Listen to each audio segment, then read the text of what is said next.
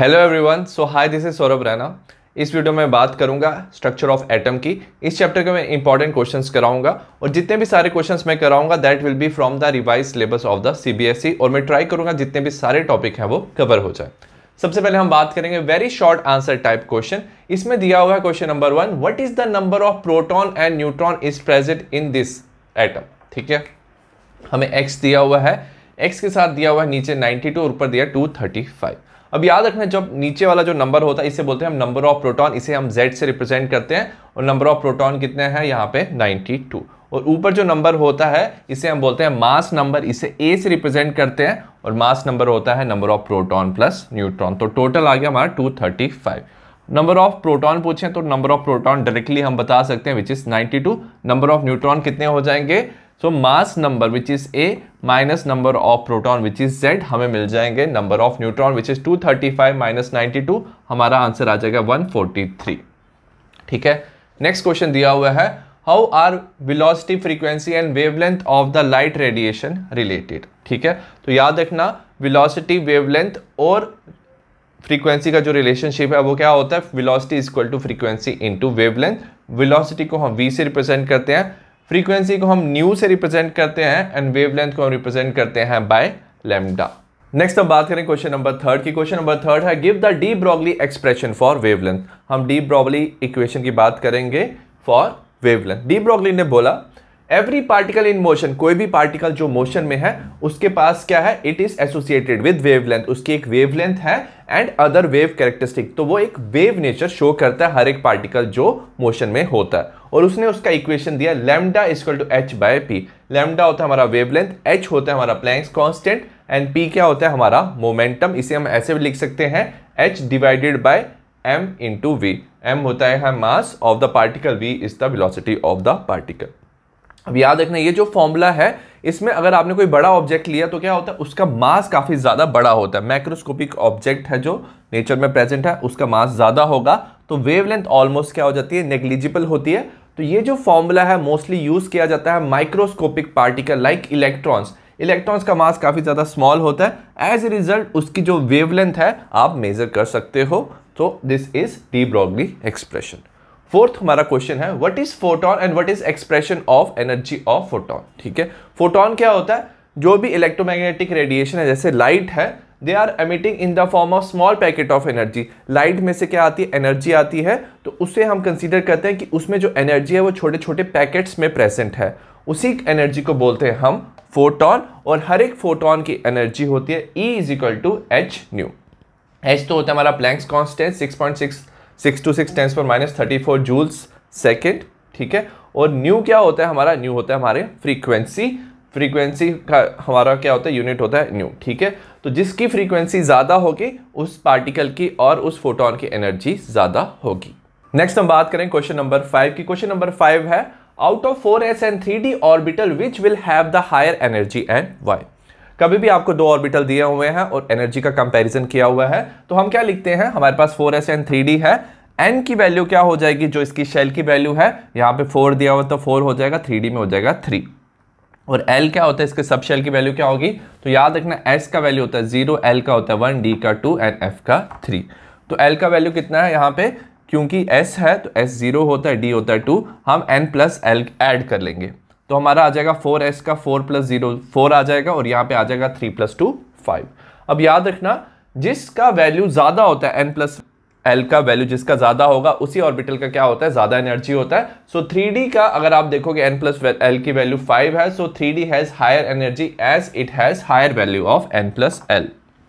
ठीक है, और अगर दोनों n प्लस l की वैल्यू सेम आ जाती है तो जिसका n वैल्यू ज्यादा है उसकी हायर एनर्जी होती है।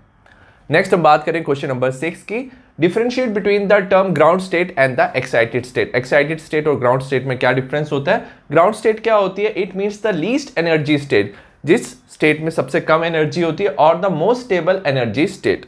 तो इलेक्ट्रॉन की ऐसी स्टेट जिसमें सबसे कम इलेक्ट्रॉन के पास एनर्जी होती है वो मोस्टली क्या होता है, जो n होता है वो 1 के इक्वल होता है। और एक्साइटेड स्टेट में क्या होता है, हायर एनर्जी स्टेट, जो इलेक्ट्रॉन है वो हायर शेल में क्या होता है, प्रेजेंट होता है और जंप कर लेता है because of presence of energy in which electrons are present in higher energy state.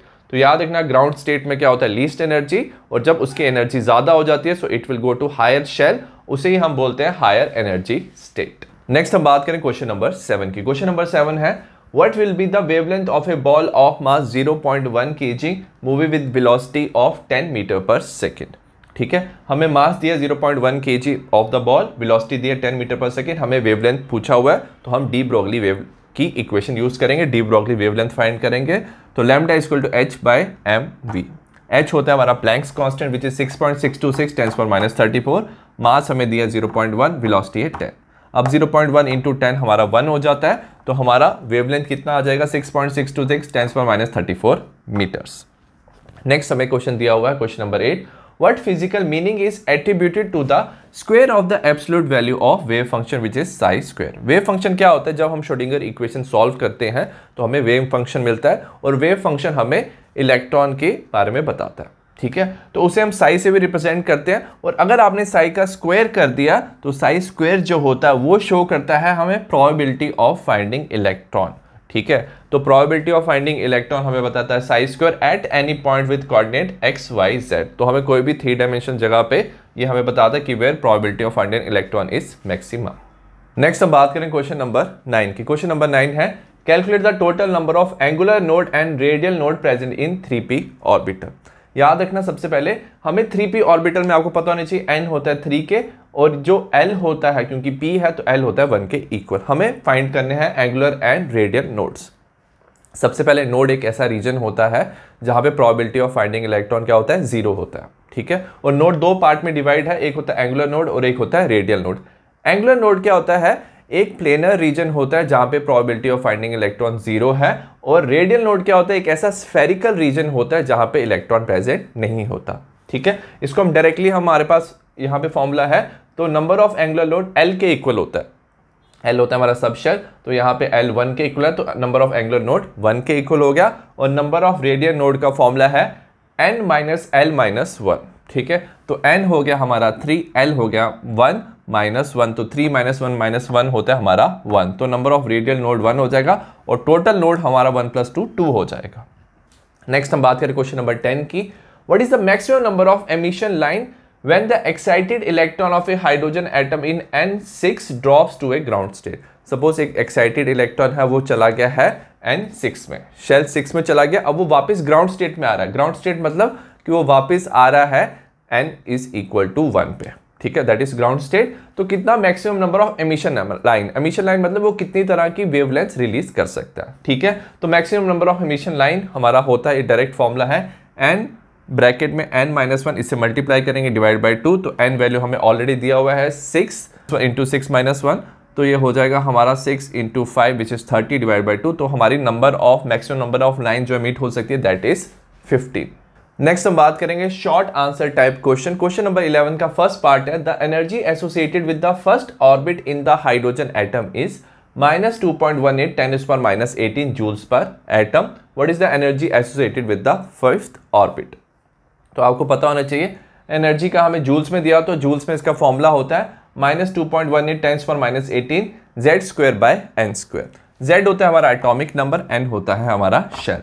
Question में ऑलरेडी दिया हुआ है, हमें हाइड्रोजन दिया हुआ है, तो हाइड्रोजन का Z एटॉमिक नंबर 1 होता है, और हमें दिया है फिफ्थ ऑर्बिट, तो n हो जाएगा हमारा 5। तो -2.18 10⁻⁻18 1/5 का स्क्वायर और -2.18 10⁻⁻18 डिवाइड बाय 25, हमारा आंसर आ जाएगा -8.72 10⁻⁻20 जूल्स। सेकंड क्वेश्चन दिया calculate the radius of Bohr fifth orbit of the hydrogen atom. ठीक है, अब रेडियस का भी हमारा फॉर्मूला होता है 0.529 n² Z एंगस्ट्रॉम। ठीक है, अब ये जो एंगस्ट्रॉम होता है याद रखना 1 एंगस्ट्रॉम इज 10⁻10 मीटर्स। Z हमारा 1 है, n दिया हुआ है, हमें ऑर्बिट कितना दिया हुआ है, फिफ्थ दिया हुआ है ऑर्बिट, तो हम लिखेंगे 0.529 इंटू 5 का स्क्वायर, तो हो जाएगा 0.529 इंटू 25, और फाइनल आंसर आ जाएगा 13.225 एंगस्ट्रॉम। नेक्स्ट हम बात करें क्वेश्चन नंबर 12 की। क्वेश्चन नंबर 12 है write two limitation of Bohr's model. Bohr's model की पहली लिमिटेशन है it unable to explain spectra of atom containing more than 1 electron. तो ये जो मॉडल था ये सिर्फ वैलिड था फॉर 1 इलेक्ट्रॉन स्पीशीज, तभी उसने एक्सप्लेन किया था हाइड्रोजन का, हीलियम प्लस का, लिथियम 2+ का, जिनमें क्या है सिर्फ एक ही इलेक्ट्रॉन है, उन्हीं की वो स्पेक्ट्रल लाइंस बता पाया था। Second point, it did not explain splitting of spectral lines. जब आप स्पेक्ट्रल लाइंस को आप पास करोगे मैग्नेटिक फील्ड में, वो स्प्लिट हो जाती हैं, this is called as Zeeman effect. और अगर आप स्पेक्ट्रल लाइन को इलेक्ट्रिक फील्ड में भेजते हो तो वो स्प्लिट हो जाती है, that is called as Stark effect. वो भी ये मॉडल एक्सप्लेन नहीं कर पाया। Third point, it could not explain the ability of atom to form molecule. तो ये मॉडल ये भी एक्सप्लेन नहीं किया कि एटम कंबाइन कैसे होते हैं to form molecule by chemical bond. So these are the limitation of Bohr's model. Next हम बात करें क्वेश्चन नंबर 13 की। क्वेश्चन नंबर 13 है, draw the structure of D orbital. जो डी ऑर्बिटल है वो 5 तरह के डी ऑर्बिटल होते हैं और इनकी शेप होती है डबल डम्बल शेप। सबसे पहले सपोज आपके पास एक्स एंड वाई एक्सिस है, इस एक्स एंड वाई एक्सिस के बीच में अगर आपने D orbital double dumbbell shape बनाया है तो हमारा बन जाता है D X Y orbital. Similarly अगर आपने y और z के बीच में क्या बनाया, डबल डम्बल शेप बनाया, तो हमारा बन जाता है डी वाई जेड। और डी एक्स जेड के बीच में अगर आप बनाओगे तो बन जाता है डी एक्स जेड। नेक्स्ट हम क्या करेंगे, x और y के ऊपर हम बनाएंगे डबल डम्बल शेप। हमने x और y के ऊपर बनाया तो हमारा बन जाता है D X square Y square. और यहाँ पे था डी एक्स वाई में क्या होता है, x और y के बीच में प्रेजेंट होता है। नेक्स्ट हम बात करेंगे, यहाँ पे क्या होता है, डी जेड स्क्वायर में एक ऑर्बिटल z में प्रेजेंट होता है और एक x में प्रेजेंट होता है। ठीक है, जो x में ऑर्बिटल प्रेजेंट होता है, सपोज हमारे पास ये ऑर्बिटल x वाला, ये क्या कर रहा होता है, रोटेट कर रहा होता है। रोटेट करने की वजह से याद रखना, ये इसको हम रिंग की फॉर्म में लिखते हैं। तो ये जो हमारा ऑर्बिटल हो जाता है, ये हो जाता है हमारा डी जेड स्क्वायर। नेक्स्ट हम बात करें क्वेश्चन नंबर 14 की। काफी इंपॉर्टेंट क्वेश्चन है ये। What are quantum numbers and name them. Quantum numbers क्या होते हैं, it is a set of 4 quantum numbers which will give complete information about an electron in an atom। तो हमारे पास 4 sets of numbers होते हैं जो क्या करते हैं, एक इलेक्ट्रॉन का complete information देते हैं in an atom।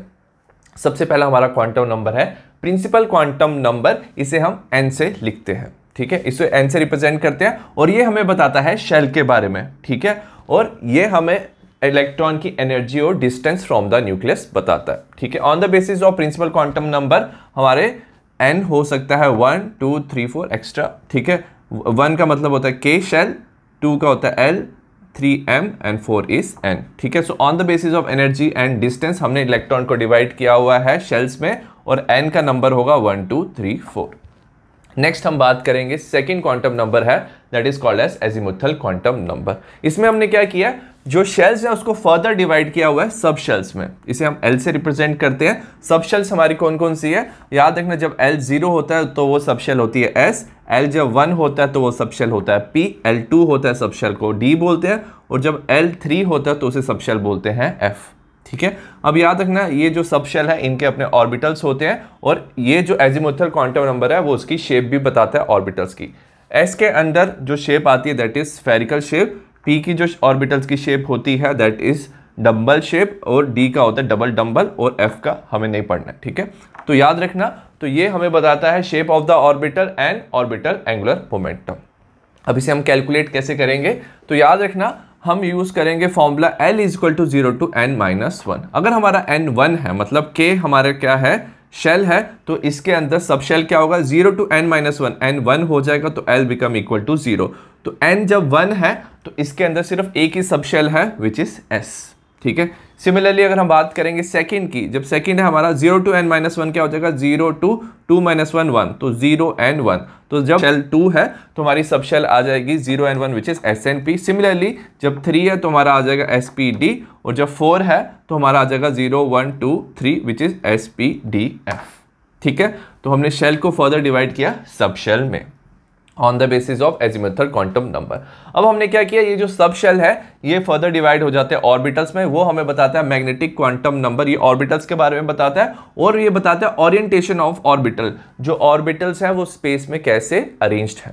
ठीक है, अब अगेन इसमें हम क्या करेंगे, फॉर्मूला यूज करेंगे m is equal to -L2 plus L। ठीक है, तो m is equal to -L2 plus L। जब L 0 होगा तो m की वैल्यू 0 होगी, तो मतलब S के अंदर सिर्फ एक ही ऑर्बिटल होता है, तो S का सिर्फ एक ही ऑर्बिटल होगा।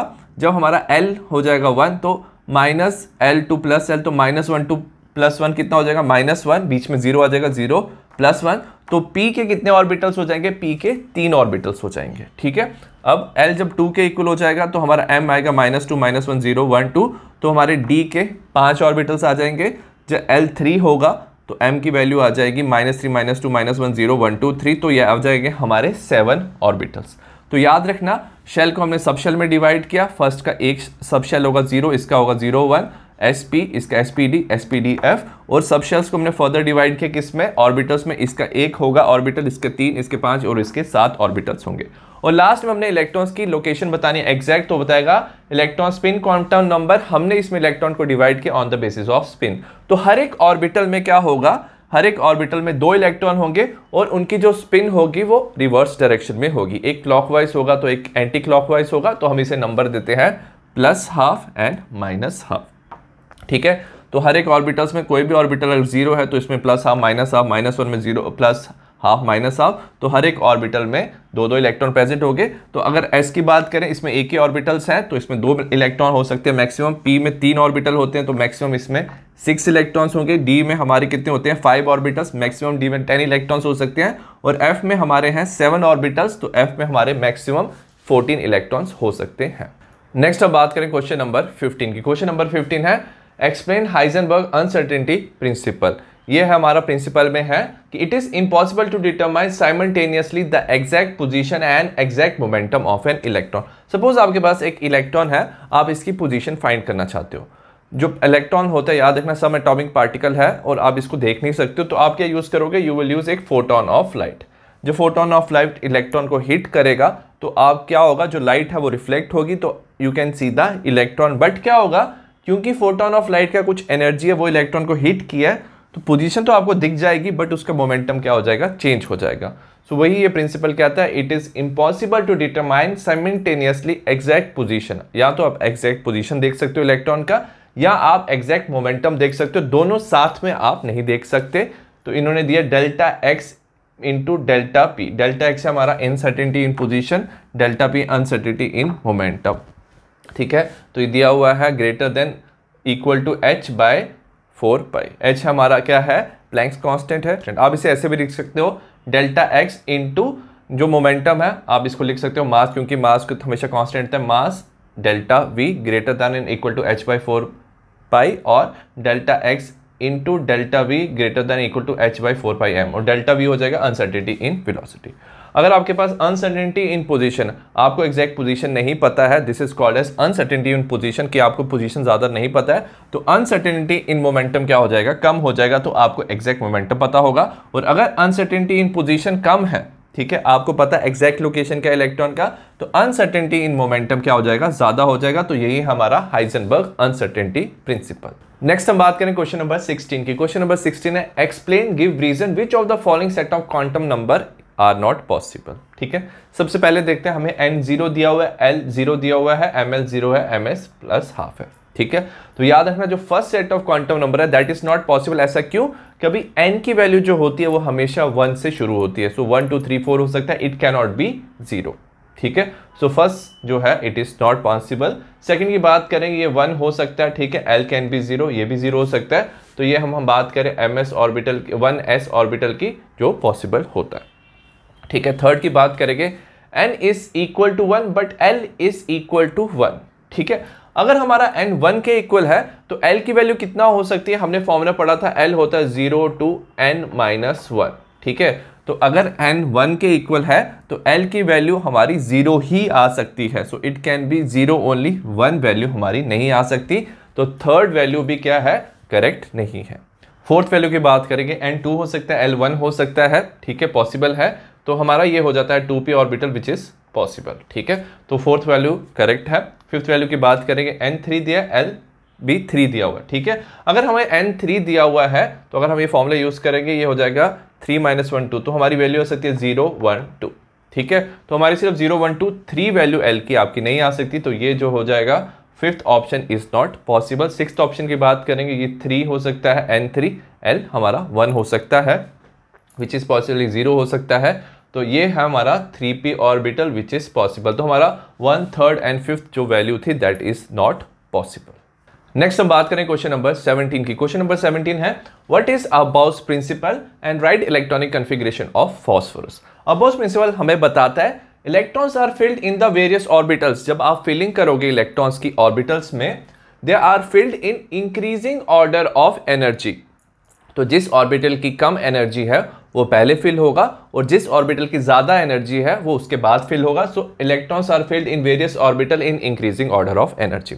तो इसके लिए हम ये बना सकते हैं, हम बनाएंगे 1s 2s 3s 4s 5s 6s 7s, फिर 2p 3p 4p 5p 3d 4d 5d 6d and 4f 5f। तो आप क्या कर सकते हो, इन लाइन्स को ऐसे ज्वाइन कर सकते हो तो इंक्रीजिंग ऑर्डर ऑफ हमें एनर्जी मिल जाएगा। आपको लाइन ऐसे पढ़ना, पहले आएगा 1s 2s, फिर आएगा 2p 3s 3p 4s 3d 4p 5s 4d 5p and 6s। So like this आप लिख सकते हो क्या, orbital. So this is the increasing order of energy. इसे हम ऐसे भी लिख सकते हैं, पहले आएगा 1s 2s 2p 3s 3p 4s 3d।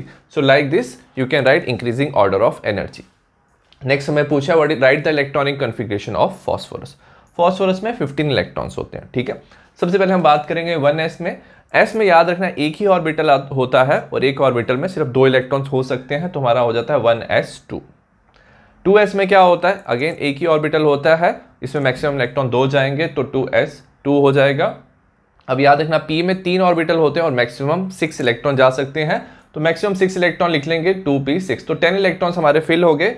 Next हमारा हो जाएगा 3s में 2 इलेक्ट्रॉन जा सकते हैं क्योंकि s ऑर्बिटल है, ठीक है, तो 2 इलेक्ट्रॉन चले जाएंगे। और लास्ट में हमारे क्योंकि ऑलरेडी हमारे कितने हो चुके हैं इलेक्ट्रॉन्स, 10 + 2 12 हो चुके हैं, तो बाकी जो रिमेनिंग 3 इलेक्ट्रॉन्स हो जाएंगे वो जाएंगे 3p में, तो हमारे हो जाएगा 3p3। तो ये हो जाएगी electronic configuration of phosphorus. Next हम बात करें क्वेश्चन नंबर 18 की। क्वेश्चन नंबर 18 है what is the wavelength of light emitted when the electron in hydrogen atom. हमें बताना कि वेवलेंथ ऑफ लाइट कौन सी एमिट हो रही है जब electron in hydrogen atom undergo transition from energy level, जब इलेक्ट्रॉन जंप कर रहा है एनर्जी लेवल 4 से सेकंड पे, तो कौन सी वेवलेंथ वो एमिट कर रहा है। तो याद रखना इसके लिए हम फॉर्मूला यूज करते हैं वेव नंबर क्या होता है, nu dash is equal to 1 by lambda. Lambda होता है हमारा wavelength is equal to RZ²। R होता है हमारा रिडबर्ग कांस्टेंट, Z होता है एटॉमिक नंबर, ब्रैकेट में 1 बाय n1²। n1 होता है हमारा lower energy level minus 1 by n2², n2 होता है हायर एनर्जी लेवल। तो आपको ये फॉर्मूला यूज करना जब भी आपको पूछे इलेक्ट्रॉन हायर ऑर्बिटल से लोअर ऑर्बिटल में जंप कर रहा है और वो वेवलेंथ एमिट कर रहा है, ठीक है। तो हमारा 1 बाय लैम्डा, हमें लैम्डा फाइंड करना, तो 1 बाय लैम्डा किसके इक्वल हो जाएगा, R का वैल्यू होता है 109,677 पर सेंटीमीटर। हम वैल्यू सब्स्टिट्यूट कर सकते हैं 109,677। अब याद रखना क्योंकि ये हाइड्रोजन की बात कर रहे हैं तो Z का वैल्यू 1 होगा। हायर ऑर्बिटल है हमारा क्या 4 और लोअर ऑर्बिटल है 2, तो हायर हो जाएगा n2 विच इज 1/4 का स्क्वायर माइनस यहाँ पे आएगा और ये आएगा 1/2 का स्क्वायर, क्योंकि n1 क्या है हमारा lower energy level which is 2। Calculation करेंगे हो जाएगा 1/4 1/16, आप कॉमन ले लोगे इसको 16 को, ये हो जाएगा 4 - 1, ठीक है। ओवरऑल हो जाएगा हमारा 109,677 इंटू 3/16 और 1 बाय जो हमारा वेवलेंथ है और 1 बाय लैम्डा किसके इक्वल हो जाएगा 20,564.4 पर सेंटीमीटर। हमें ये था हमारा 1 बाय लैम्डा, हम लैम्डा निकालेंगे तो हो जाएगा 1/20,564 और सेंटीमीटर में आप इसे निकाल सकते हो 486 इंटू 10⁻⁻7 सेंटीमीटर, ठीक है। अब हम इसे मीटर में कन्वर्ट कर लेंगे, तो सेंटीमीटर को मीटर में कन्वर्ट करने के लिए आप क्या करोगे इंटू 10⁻⁻2 से मल्टीप्लाई कर दोगे, तो ये हो जाएगा 486 इंटू 10⁻⁻9 मीटर्स, और -9 मीटर्स को आप 10⁻⁻9 मीटर्स को आप नैनोमीटर्स पे लिख सकते हो, तो आंसर आ जाएगा 486 नैनोमीटर्स। नेक्स्ट हम बात करें क्वेश्चन नंबर 19 की। क्वेश्चन नंबर 19 है state Hund's maximum multiplicity rule.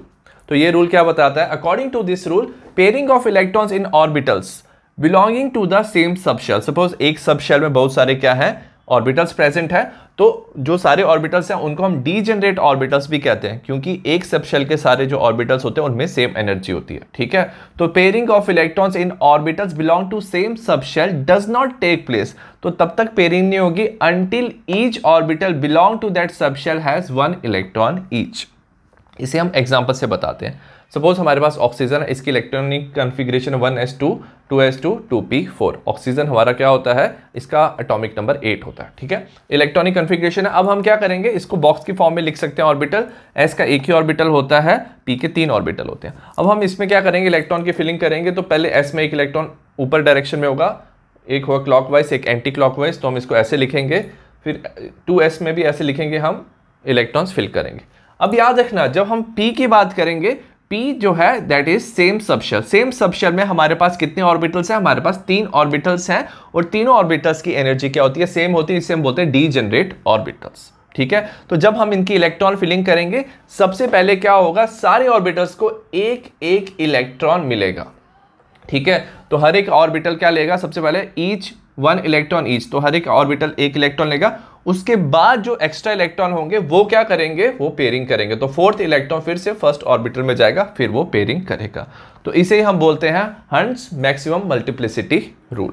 ठीक है, नेक्स्ट हमारा सेकंड क्वेश्चन है, what is the lowest value of n that allows g orbital to exist.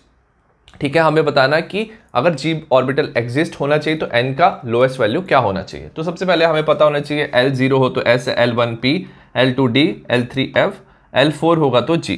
तो मतलब क्या हमें बोला कि अगर g ऑर्बिटल एग्जिस्ट होना चाहिए तो L किसके इक्वल होना चाहिए? 4 के इक्वल होना चाहिए। हमें ऑलरेडी फॉर्मूला पता है, L is equal to 0 to n-1। ठीक है, हम इसे इक्वेट कर सकते हैं। अगर हमें मिनिमम वैल्यू चाहिए तो हमें क्या चाहिए? L is equal to n-1। n क्या होना चाहिए? हमारा 4 होना चाहिए, तो हम इसको इधर ले जाएंगे तो n शुड बी 5। तो अगर n का वैल्यू 5 है तो हमारा L का वैल्यू मिनिमम, अगर n का वैल्यू 5 है तो हमारा L का वैल्यू कितना आ सकता है? 4 आ सकता है। So minimum value of n should be equal to 5। Next हम बात करें क्वेश्चन नंबर 20 की। क्वेश्चन नंबर 20 है, calculate the uncertainty in velocity of A wagon of mass 2000 kg। 2000 kg का मास दिया हुआ है, हमें उसकी फाइंड करनी uncertainty of velocity, where as position is known to accuracy of +2 - 10 metres. तो हमें अनसर्टेनिटी ऑफ पोजीशन दिया हुआ है, तो हमें अनसर्टेनिटी इन वेलोसिटी फाइंड करना है। सबसे पहले मास ऑफ द वैगन दिया हुआ है 2000 kg, uncertainty in position which is delta x हमें दिया हुआ है +or-10। सो हम यूज करेंगे हाइजेनबर्ग अनसर्टेनिटी प्रिंसिपल।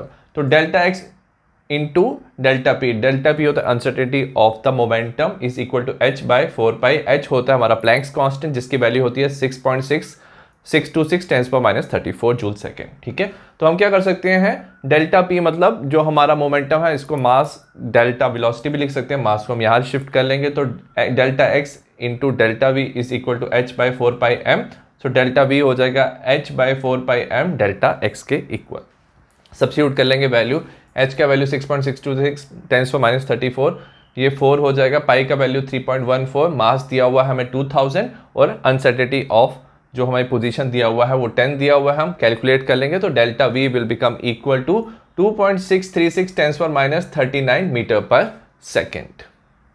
नेक्स्ट हम बात करें क्वेश्चन नंबर 21 का। इसका फर्स्ट पार्ट है, an atomic orbital has n is equal to 3, what are the possible value of L and ml। L होता है हमारा एजिमुथल क्वांटम नंबर और ये होता है मैग्नेटिक क्वांटम नंबर। ठीक है, तो जब n इज इक्वल टू 3 तो L का वैल्यू क्या हो सकता है? तो फॉर्मूला याद रखना, L is equal to 0 to n-1।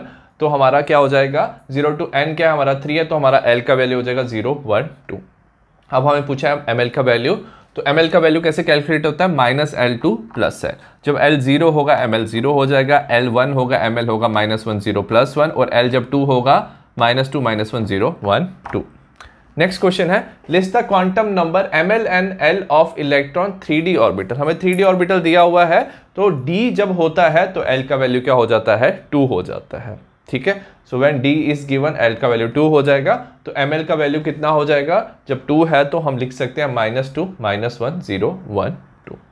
Next हमें दिया हुआ है, which of the following orbitals are not possible, 1p 2s 2p and 3f is given. ठीक है, तो याद रखना 2s एंड 2p ऑर्बिटल्स जो है वो पॉसिबल है, क्योंकि जब 2 है हमारा n की वैल्यू, l का वैल्यू क्या हो सकता है? 0 हो सकता है, और जब 2 है n का वैल्यू, जो l का वैल्यू है 1 हो सकता है, 1 रिप्रेजेंट्स p। ठीक है, बट अगर हमें 1p दिया हुआ है, 1p में याद रखना अगर हमारे पास 1 है तो n का वैल्यू 1 हो सकता है, l का वैल्यू क्या हो सकता है? 0 to n-1, l का वैल्यू 0 हो सकता है, कभी भी l का वैल्यू 1 नहीं हो सकता। तो 1 जो p है दैट इज नॉट पॉसिबल, क्योंकि 1 के साथ आपका s ही आ सकता है। सिमिलरली हमें दिया 3f। ठीक है, 3f में बात करें, जब n 3 है, l का वैल्यू क्या हो सकता है हमारा? 0 1 2, बट f हमारा वैल्यू क्या है? 3 है। ठीक है, तो जब n 3 है, l का वैल्यू मैक्सिमम हमारा 2 आ सकता है, इट कैन नॉट बी 3, तो 3f orbital is also not possible. Next हम बात करें क्वेश्चन नंबर 22 की। क्वेश्चन नंबर 22 है, right the electronic configuration of chromium and copper. Chromium and copper की इलेक्ट्रॉनिक कन्फिग्रेशन लिखनी है। तो याद रखना क्रोमियम का एटॉमिक नंबर होता है 24 एंड कॉपर का होता है 29। इलेक्ट्रॉनिक कॉन्फ़िगरेशन हम लिखेंगे according to the above principle, हम इंक्रीजिंग ऑर्डर ऑफ एनर्जी में, ठीक है। तो ऑर्बिटल के इंक्रीजिंग ऑर्डर में हम लिखेंगे, पहले आता है 1s 2s 2p 3s 3p 4s and 3d, ठीक है। तो 1s में 2 इलेक्ट्रॉन जाएंगे, 2s में 2 इलेक्ट्रॉन जाएंगे, 3s में 2 इलेक्ट्रॉन, 3p 6 में कितने इलेक्ट्रॉन चले जाएंगे, 6 इलेक्ट्रॉन चले जाएंगे 3p में, ठीक है। तो ये टोटल कितने हो गए, 18 इलेक्ट्रॉन्स। इसे आप डायरेक्टली आर्गॉन भी लिख सकते हो, क्योंकि आर्गॉन का एटॉमिक नंबर 18 होता है, तो नोबल गैस से भी हम ऐसे लिख सकते हैं। अब इंपॉर्टेंट चीज क्या, हमारा होना चाहिए था 4s2 3d4, बट क्रोमियम में क्या होता है, जो एक इलेक्ट्रॉन s का है वो d में चले जाता है, ठीक है। तो हमारी इलेक्ट्रॉनिक कॉन्फ़िगरेशन होती है 4s1 3d5। ऐसा क्यों होता है, याद रखना कि जब एक इलेक्ट्रॉन यहाँ पे चले जाता है हमारा बन जाता है, हम इसे अगर हम इसके बॉक्स की फॉर्म में लिखें तो हमारा एक इलेक्ट्रॉन इस तरफ है और यहाँ पे आगे 5 इलेक्ट्रॉन, तो इसे बोलते हैं हाफ फिल्ड ऑर्बिटल। और हाफ फिल्ड ऑर्बिटल क्या होता है, स्टेबल होता है। So as a result chromium में आ जाता है हमारा 4s1 3d5।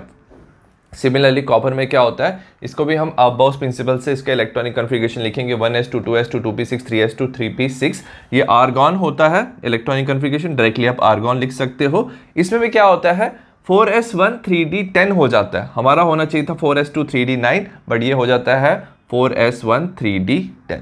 ऐसा इसलिए होता है क्योंकि इसमें जो 3d है ये हो जाता है फुली फिल्ड, इसका पूरा ऑर्बिटल क्या होता है, फिल्ड, फुली फिल्ड होता है, ये स्टेबल हो जाता है, ठीक है। अब याद रखना half filled and fully filled orbital stable इसलिए होते हैं, सबसे पहले इनमें क्या होती है, सिमिट्री होती है, सिमिट्री की वजह से ये ज़्यादा स्टेबल है, ठीक है। और दूसरा क्या होता है, इसमें there is presence of exchange energy. Exchange energy क्या होता है, इन ऑर्बिटल्स में जो इलेक्ट्रॉन्स हैं उनमें इक्वल एनर्जी है, वो क्या कर सकते हैं, एक इलेक्ट्रॉन यहाँ जंप कर सकते हैं, so they can jump to each other orbitals. तो इसमें जो भी इलेक्ट्रॉन्स है वो क्या कर सकते हैं, एक दूसरे के ऑर्बिटल्स में जंप कर सकते हैं, और जंप करने से क्या होता है, वो एनर्जी रिलीज करते हैं और वो काफ़ी ज़्यादा स्टेबल हो जाते हैं, उसे बोलते हैं exchange energy. So as a result chromium का होता है 4s1 3d5 एंड कॉपर का हो जाता है 4s1 3d10। नेक्स्ट हम बात करेंगे long answer type question, question number 23 का फर्स्ट पार्ट है find angular momentum of 2p orbital, ठीक है। हमें एंगुलर मोमेंटम पूछा हुआ है, तो ऑर्बिटल एंगुलर मोमेंटम का फॉर्मूला आपको याद रखना, √L ब्रैकेट में L+1 h/2π, ठीक है। अगर 2p है तो L की वैल्यू क्या हो जाती है, L की वैल्यू 1 हो जाएगी, तो हम लिख लेंगे L की जगह 1, तो हमारा हो जाएगा √1 ब्रैकेट में 1 + 1 1 + 1 2 हो जाता है, तो h/2π। तो ऑर्बिटल एंगुलर मोमेंटम हो जाएगा हमारा 1 × 2 विच इज √2 h/2π। अब इंपॉर्टेंट चीज़ क्या है, चाहे हमारा 2p होता, 3p होता, 4p होता, तो वैल्यू L की 1 ही होती, तो एंगुलर मोमेंटम क्या रहता, उन सब का सेम रहता। नेक्स्ट हम बात करें क्वेश्चन नंबर 23 का सेकंड पार्ट की। Calculate the energy required to remove an electron completely from the n = 2 orbit. हम इलेक्ट्रॉन को रिमूव कर रहे हैं सेकंड ऑर्बिट से। What is the longest wavelength of light in centimetre that can be used to cause this transmission. हमें क्या चाहिए, wavelength of light चाहिए, जिससे हम क्या कर सकते हैं, इलेक्ट्रॉन को रिमूव कर सकते हैं। सबसे पहले हमें अगर वेवलेंथ ऑफ लाइट चाहिए तो हम सबसे पहले देखना चाहते हैं कि कितना एनर्जी हमें चाहिए जिससे वो हम इलेक्ट्रॉन को रिमूव कर सकते हैं। तो energy delta E = 2.18 × 10⁻18 1/ni² minus और 1/nf², ये जो है, ठीक है। ni क्या मतलब क्या, इनिशियल ऑर्बिट क्या, ni है हमारा 2 के इक्वल, nf मतलब इनफाइनाइट ऑर्बिट है। ये इनफाइनाइट ऑर्बिट का मतलब क्या कि इलेक्ट्रॉन कंप्लीटली रिमूव हो रहा है, तो इसे हम इन्फिनिटी से लिख सकते हैं, ठीक है। वैल्यू सब्स्टिट्यूट कर देंगे, 2.1 × 10⁻18 1/2 का स्क्वायर माइनस और 1/∞ 1/∞ 0 होता है, ठीक है। और याद रखना ये वैल्यू होगी जूल्स में। कैलकुलेट कर लेंगे, डेल्टा E = 2.18 × 10⁻18 / 4, हमारा आ जाएगा डेल्टा E = 5.45 × 10⁻19 जूल्स। तो इतनी एनर्जी रिक्वायर्ड है जिससे आप क्या कर सकते हो, सेकेंड ऑर्बिट से इलेक्ट्रॉन रिमूव कर सकते हो। और हमने इलेक्ट्रॉन को रिमूव करने के लिए क्या यूज़ किया, लाइट का यूज़ किया। तो हम लिख सकते हैं डेल्टा E, जो एनर्जी यूज हुई है लाइट की, = hν। हमें पता है जो स्पीड ऑफ लाइट है और स्पीड है वो फ्रीक्वेंसी इंटू वेवलेंथ के इक्वल होता है, तो हम न्यू लिख सकते हैं, new = c/λ। So delta = hc/λ, ठीक है। हमें लैम्डा फाइंड करना है क्योंकि हमें पूछा वेवलेंथ, तो लैम्डा = hc/ΔE। h का वैल्यू होता है Planck's constant 6.626 × 10⁻34। c is speed of light which is 3 × 10⁸, और डेल्टा E हमने फाइंड किया, इसको सब्स्टिट्यूट कर दिया, हमारा वैल्यू आएगा 3.64 × 10⁻7 मीटर्स। बट क्वेश्चन में पूछा हमें सेंटीमीटर में, तो सेंटीमीटर में आ जाएगा 3.64 × 10⁻5 सेंटीमीटर। नेक्स्ट हम बात करें क्वेश्चन नंबर 24। इसका फर्स्ट पार्ट है which of the following orbitals are degenerate. Degenerate orbitals क्या होते हैं जिनकी एनर्जी क्या होनी चाहिए, सेम होनी चाहिए। तो हमें कुछ ऑर्बिटल्स दिए और पूछा what are the orbitals which are degenerate. ठीक है, अब याद रखना the orbitals which belong to the same subshell and same shell. अगर शेल और सब शेल सेम है तो वो ऑर्बिटल्स क्या होते हैं, डीजेनरेट ऑर्बिटल्स होते हैं, मतलब उनकी एनर्जी सेम होगी। तो अगर हम यहां बात करें, यहां पे हमारा 3dxy, ठीक है, यहां पे 3d है तो ये भी 3d है, ये भी 3d है। ठीक है, तो हमारा 3dxy, 3dz² एंड 3dyz जो है दे आर डीजेनरेट। ऐसा क्यों है, क्योंकि इनका जो शेल है, सबका शेल 3 है और जो सब शेल है दैट इज d, अगर दोनों मैच करते हैं तो वो डीजेनरेट, मतलब इन तीनों की एनर्जी क्या होगी, सेम होगी। सिमिलरली अगर हम यहां पे देखेंगे 4dxy, 4dyz एंड 4dz², इन तीनों का अगर आप देखोगे इन तीनों का शेल सेम है और जो सब शेल है that is also same, so they are two set of degenerate orbitals. Next हम बात करें क्वेश्चन नंबर 24 का सेकंड पार्ट की। Indicate the number of unpaired electron in phosphorus, silicon, chromium, iron and krypton. ठीक है, सबसे पहले फास्फोरस की बात करेंगे। इसमें 15 इलेक्ट्रॉन्स होते हैं, इसकी इलेक्ट्रॉनिक कॉन्फ़िगरेशन हो जाती है 1s2 2s2 2p6 3s2 and 3p3। याद रखना हम 2p6 तक जो होता है दैट इज नियॉन, हम नियॉन डायरेक्टली लिख के हम लास्ट शेल बना सकते हैं विच इज 3s2 3p3। अब इसकी इलेक्ट्रॉनिक कॉन्फ़िगरेशन बॉक्स की फॉर्म में लिखेंगे। 3s2 में 2 इलेक्ट्रॉन्स हैं और 3p में अगर हम बात करेंगे तो इसमें इलेक्ट्रॉन्स की फिल होंगी 1 2 3। तो यहाँ पे 3 अनपेयर्ड इलेक्ट्रॉन्स है। जब इलेक्ट्रॉन सेपरेट होते हैं तो इन्हें बोलते हैं अनपेयर्ड इलेक्ट्रॉन्स, तो यहाँ पे 3 अनपेयर्ड इलेक्ट्रॉन्स प्रेजेंट है। सिमिलरली सिलिकॉन की बात करेंगे 1s2 2s2 2p6 3s2 3p2। यहाँ तक क्या हो जाता है, हमारा नियॉन हो जाता है 3s2 3p2।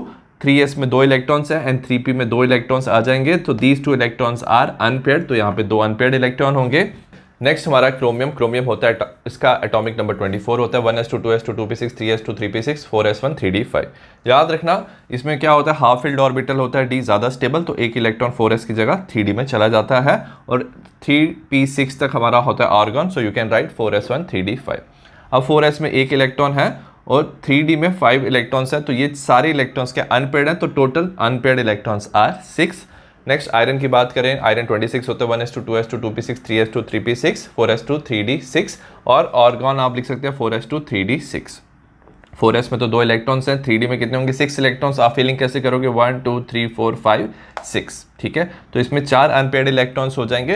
और लास्ट में आता है क्रिप्टॉन। क्रिप्टॉन नोबल गैस है, तो नोबल गैस की electronic configuration 1s2 2s2 2p6 3s2 3p6 4s2 3d10 and 4s2 4p6। इसमें सारे इलेक्ट्रॉन्स क्या होते हैं, अगर लास्ट शेल की बात करें 4s2 में 2 इलेक्ट्रॉन्स है, 4p में क्या होते हैं 6 इलेक्ट्रॉन्स हैं, तो इसकी कंप्लीटली फिल्ड शेल होती है।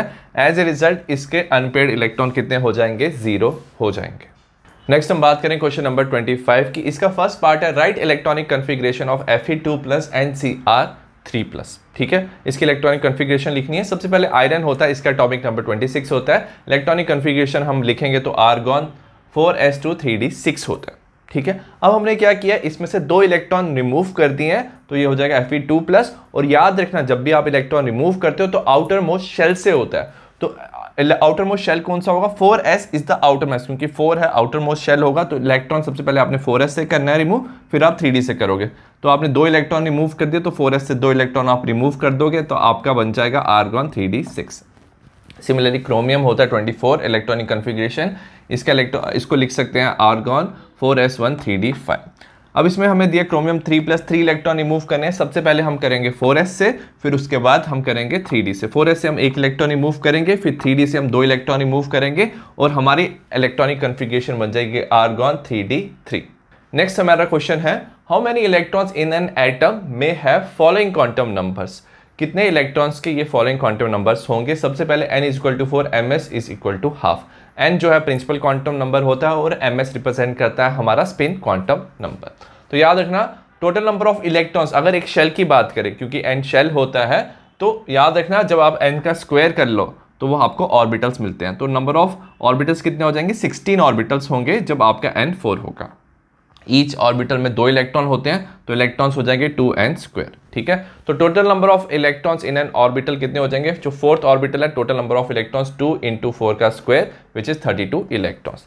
32 इलेक्ट्रॉन्स हो जाएंगे हमारे पास। ठीक है, कितने ऑर्बिटल्स हैं, 16 ऑर्बिटल्स। अब क्या होगा, हर एक ऑर्बिटल में क्या होगा, रिवर्स स्पिन के इलेक्ट्रॉन, एक प्लस हाफ एक माइनस हाफ, एक प्लस हाफ और एक माइनस हाफ का इलेक्ट्रॉन प्रेजेंट होगा, तो एज ए रिजल्ट क्या होगा, हाफ इलेक्ट्रॉन जो होंगे उनका प्लस हाफ स्पिन होगा, बाकी हाफ इलेक्ट्रॉन्स का क्या होगा, माइनस हाफ स्पिन। तो 16 इलेक्ट्रॉन्स का क्या हो जाएगा, minus half spin will be present. Next, when n is equal to 3 l is equal to 0, जब n 3 के इक्वल है l 0 के इक्वल है, हमारा बन जाता है 3s ऑर्बिटल। ठीक है, 3s ऑर्बिटल, s ऑर्बिटल में कितने इलेक्ट्रॉन्स होते हैं, so it has maximum of 2 electrons. तो 3 n is equal to 3 l is equal to 0 में हमारे सिर्फ 2 इलेक्ट्रॉन्स आएंगे। आई होप आपको स्ट्रक्चर ऑफ एटम के इंपॉर्टेंट क्वेश्चन समझ आए हो। सिमिलर टाइप ऑफ क्वेश्चंस के वीडियो मैंने बाकी चैप्टर्स के बनाए हैं, डिस्क्रिप्शन में आपको लिंक मिल जाएगा। हर एक चैप्टर के PDF का नोट्स भी आपको डिस्क्रिप्शन में मिल जाएगा। तो see you in the next video, bye.